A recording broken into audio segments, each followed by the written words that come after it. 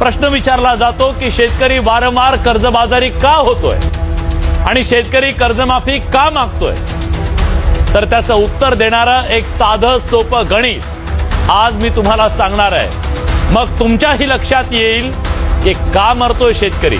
Soybean उत्पादक शेतकऱ्याचा पेरणीपासून काढणीपर्यंतचा एकरी खर्च आहे 16 ते 17 हजार रुपये। कोरडवाहू शेतीत एकरी 5 क्विंटल उत्पादन धरलं जे चांगलं उत्पादन मानलं जातं, तसं उत्पादन झालं तर आजच्या 4,500 रुपये भावानं एकरी 22,500 रुपये उत्पन्न शेतकऱ्याच्या हाती येतं। सगळा खर्च वजा करा, शेतकऱ्याच्या हातात उरतात किती? एकरी 5 ते 5,500 रुपये। म्हणजे 3-4 एकर जमीन असलेल्या शेतकऱ्याच्या हातात वर्षाकाठी 20 ते 22,000 रुपये मिळतात।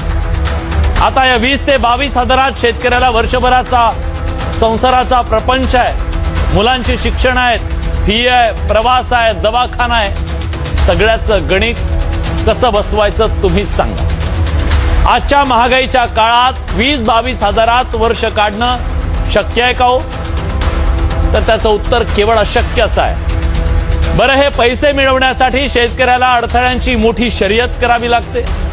कधी कोरडा, कधी ओला दुष्काळ आहे, कधी गारपीट आहे, कधी अतिवृष्टी, तर कधी जंगली प्राण्यांचा हैदोस। अशा अनेक संकटातून काही वाचलं तर हे 20-22,000 रुपये पदरात पडतायत। पैसे घालायचे आणि पैसे काढायचे, आलेल्या पट्टीवर सगळ्यांचं देणं द्यायचं आणि रिकाम्या हातानं घरी परत यायचं, एवढं शेतकऱ्यांच्या हातात उरलंय। म्हणून या राज्यातला शेतकरी कर्जबाजारी होतोय।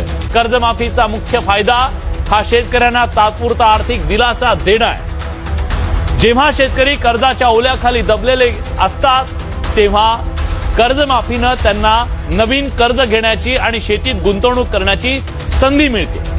अभ्यासक असं सांगतात की कर्जमाफीमुळे शेतकऱ्यांच्या आत्महत्या कमी होतात आणि त्यांची आर्थिक स्थिती काही काळासाठी सुधारते। कर्जमाफी योजना राजकीय दृष्ट्या सुद्धा फायद्याची आहे, त्यामुळे तिचा मतांच्या राजकारणासाठी वापर होतो।